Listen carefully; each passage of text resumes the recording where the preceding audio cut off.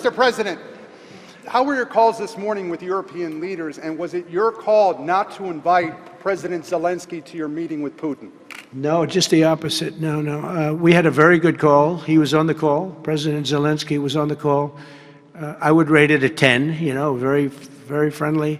I know the leaders because I was at NATO, as you know. I took it from 2% to 5%, 2% that wasn't paid, 5% that is paid, which is trillions of dollars in defense capability.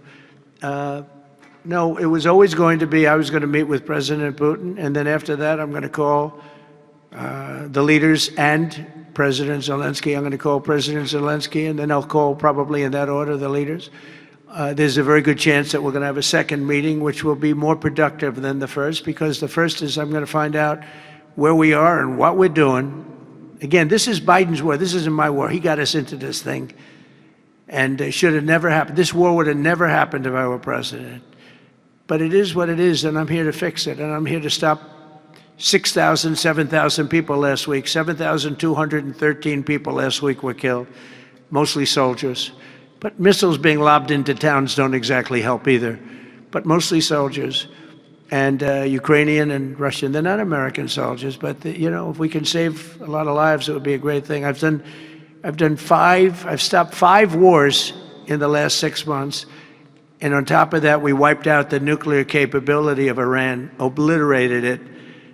It's turned out to be a correct word, by the way, because some of the press said, well, maybe it wasn't obliteration. It was obliteration.